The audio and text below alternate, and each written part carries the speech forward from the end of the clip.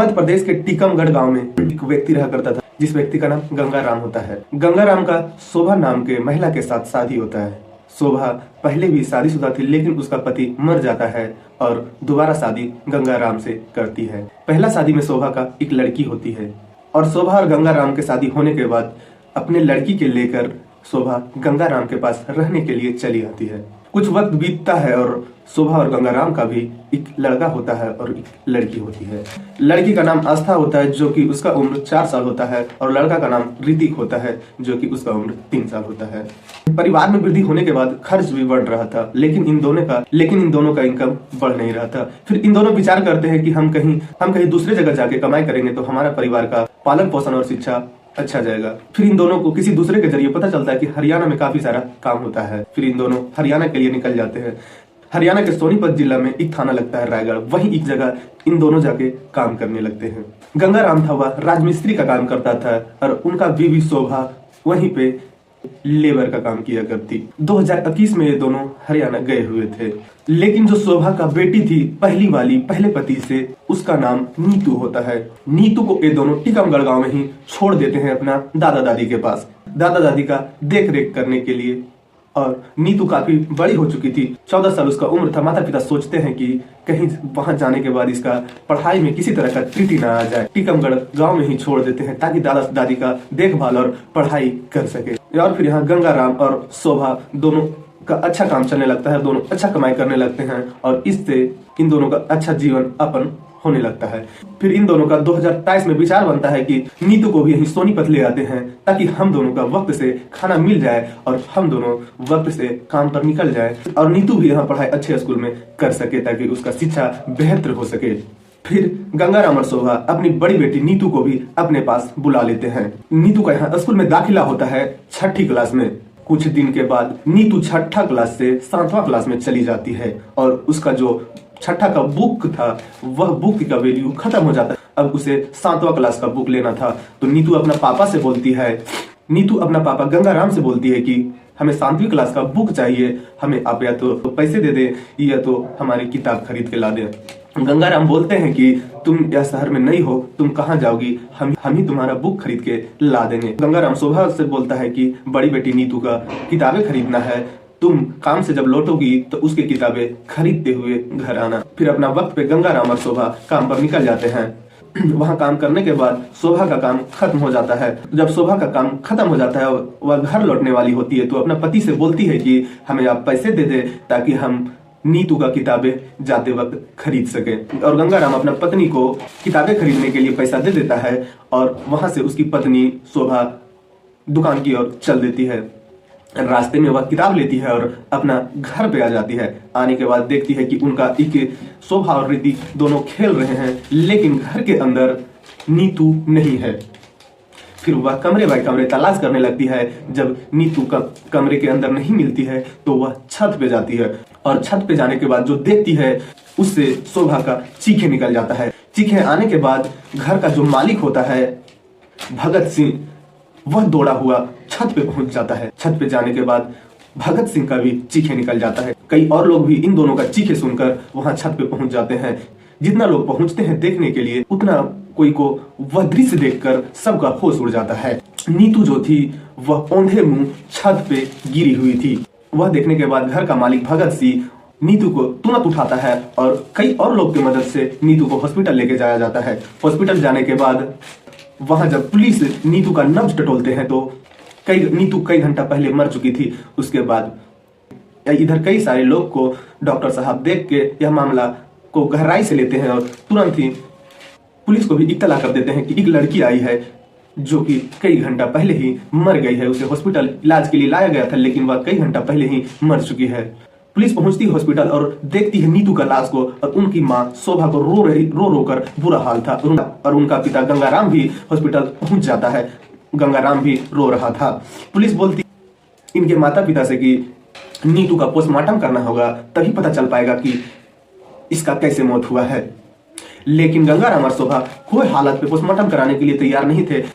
गंगाराम और शोभा का कहना था कि हम लोग गरीब परिवार से हैं साहब, हम लोग को पुलिस और कोर्ट में नहीं उलझना है, हम लोग हम लोग एक मजदूर हैं, रोज कमाते हैं तभी खाना खा पाते हैं, वरना जिस दिन नहीं कमाते हैं उस दिन खाना का भी इंतजाम नहीं हो पाता है।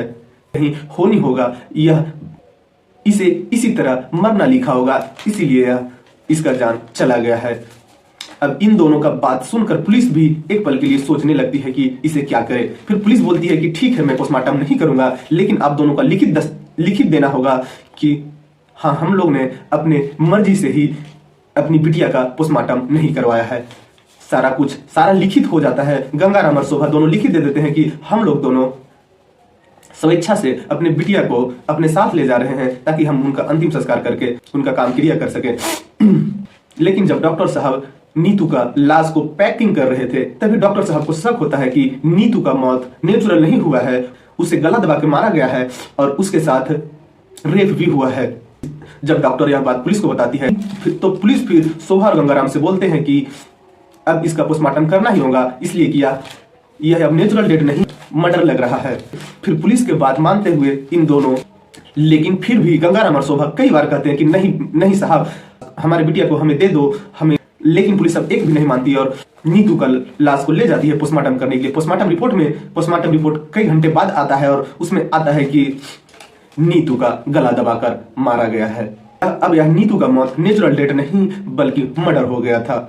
अब पुलिस नीतू का लाश को उनके परिवार वालों को दे देते हैं और उनके जो माता पिता होते हैं वहीं पर नीतू का लाश का अंतिम संस्कार भी।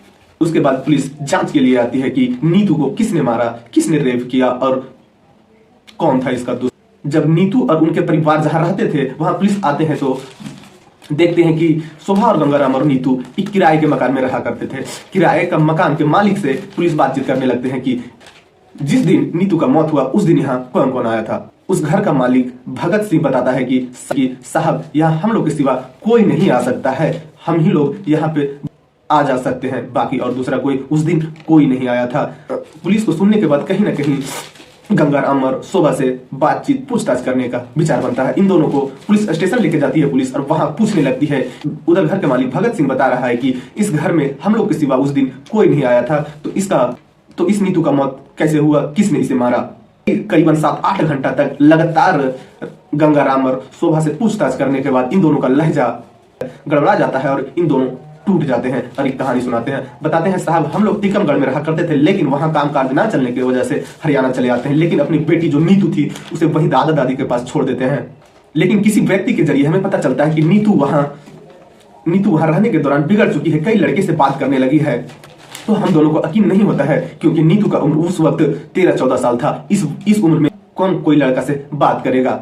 फिर हम दोनों विचार करते हैं कि नीतू को भी अपने पास बुला लेते हैं ताकि उनका पालन पोषण और पढ़ाई लिखाई में कोई तरह के बाधा ना आवे। लेकिन यह नीतू को आने के बाद भी कुछ वक्त गुजरा और नीतू भी कई सारे लड़के से फोन के जरिए बात करने लगती है। शोभा यह चीज को देख लेती है, कई बार अनदेखा कर देती है। लेकिन जब शोभा एक बार नीतू से बोलती है कि ये सब क्या है बेटी, तो नीतू बोलती है कि नहीं माँ। जब शोभा अपनी बेटी नीतू को समझाती है कि ये सब ये उम्र में गलत है बेटी, अभी पढ़ने का उम्र है, पढ़ो लिखो, उसके बाद जो करना होगा कर। लेकिन इतना हमें नीतू बोलती है अच्छा ठीक है माँ, हम अब किसी से बात नहीं करेंगे। लेकिन कुछ वक्त बीतने के बाद फिर से गंगाराम देख लेता है किसी के साथ एयरफोन के जरिए मोबाइल छुपा के बात कर रही है। गंगाराम उसी वक्त अपने बेटी नीतू को डांटता है और बोलता है कि ये तुम क्या कर रही हो। नीतू भी गंगाराम के बात पे भड़क जाती है और बोलती है कि तुम हमें बोलने वाले कौन होते, तुम तो एक सौतेले बाप हो मेरे। इतना बात शोभा को सुनाई देता है। शोभा को बहुत गुस्सा आता है। उसी वक्त 2-3 हाथ शोभा नीतू को मार भी देती है। लेकिन इतना ही में बात खत्म नहीं होता है। कुछ दिन बीतने के बाद फिर से शोभा लगातार नीतू को देखती थी, छुप छुपा के कहीं ना कहीं, कभी छत पे, कभी कमरे के कोने में बैठ के किसी न किसी से बात करती थी। पहले तो वह टीकमगढ़ के लड़के से बात किया करती थी, लेकिन अब सोनीपत के लड़के से बात करने लगी। यह बात शोभा और गंगाराम को बहुत खलने लगता है। फिर ये दोनों विचार बनाते हैं कि अब इन आदतों को छुड़ाने के लिए नीतू को जान से मारना होगा। और प्लानिंग के तहत एक दिन घर से काम पर जाने से पहले आने की 7 बजे जब नीतू सो रही थी, तभी गंगाराम और शोभा इन दोनों मिलकर नीतू का गला दबा देते हैं। गला दबाने के बाद जब नीतू का सांस थम जाता है तो उसे लेकर छत पे जाते हैं और मुंह के बल लेटा देते हैं। उसके बाद शोभा और गंगाराम अपने टाइम से काम पर निकल जाते हैं और काम पर जाने के बाद वहां प्लानिंग के तहत सब मजदूरों के सामने शोभा बोलती है कि हमें अपनी बिटिया की किताब खरीदने के लिए जाना है, तो हमें कुछ रुपये दे दो। गंगाराम शोभा को पैसा देता है और शोभा वहां से किताब खरीदने के लिए दुकान की तरफ जाती है और दुकान से किताब खरीद के अभी घर पे आती है। और जब घर पे आने के बाद नीतू को देखती है तो चीखने चिल्लाने लगती है और कुछ लोग के जरिए से इसे हॉस्पिटल लेके जाया जाता है। जब यह कहानी पूरा पुलिस सुनती है तो पुलिस यह मामले को कोर्ट में भेज देती है ताकि इन दोनों का जो भी सजा हो वह मिल सके। ये दोनों अभी पुलिस की हिरासत में है, लेकिन क्या इन दोनों का, क्या गंगाराम और शोभा का अपनी नीतू को आदत छुड़ाने के लिए एक यही रास्ता था क्या? और भी कई रास्ते थे, लेकिन शोभा और गंगाराम जल्दबाजी में यह गलत कदम उठा देते हैं और इन दोनों को आंखों के पीछे जाना पड़ता है।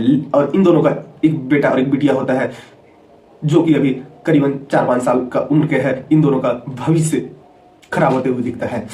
कहानी में इतना ही। जय हिंद, जय भारत।